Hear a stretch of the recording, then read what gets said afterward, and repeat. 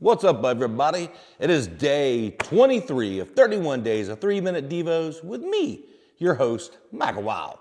Hey, y'all, listen. Self-control. We're going to be talking about self-control today. It's the last fruit of the Spirit we're going to be talking about. And question for you, do you ever feel out of control? I've seen these videos on TikTok where these cars are sliding down the road on ice. Sometimes our life feels like that, right?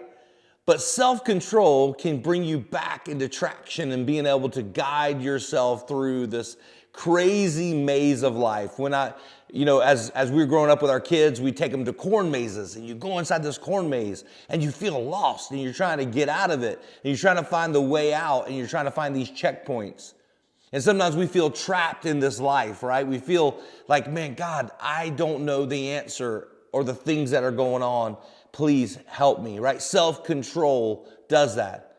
And in scripture today, this is what it says about decisions we make in self-control. In 1 Corinthians 10, starting in verse 13, it says, "No temptation has overtaken you except what is common to mankind."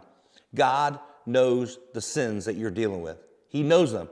They're not a surprise to him, by the way. They're not at all. And it says this, "And God is faithful. He will not let you be tempted beyond what you can bear." Beyond what you can bear, y'all. He's not going to let you go beyond what you can handle. And so that's the key is in the end that he has you. He's not going to let you go beyond that.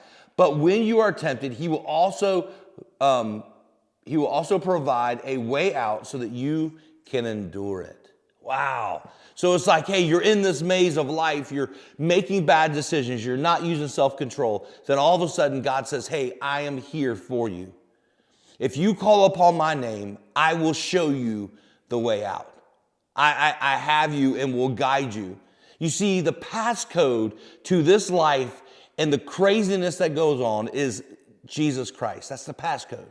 And when you pray to him and ask him to guide you, even in our mistakes, he will help you have self-control. He'll help you make good decisions. Because, here's the deal. In self-control, many times we go and we make the bad decisions because we don't know how to make a good decision. So here's 3 things that I do. Number 1, I ask myself a question before I make a big decision.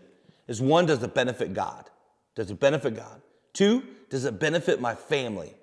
And the third thing is, does it only benefit me? Now, listen, the third one's okay. It can only benefit you sometimes. But every decision only benefits you, you better rethink it. So when I'm trying to use self-control and make good decisions, is 1, does it benefit God?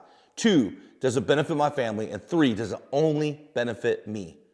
Because when I go to the Lord and I'm making wise decisions and I'm going through the process, all of a sudden I have the Lord leading me and not just my selfish desires. Hey, thank y'all. I'll see you tomorrow.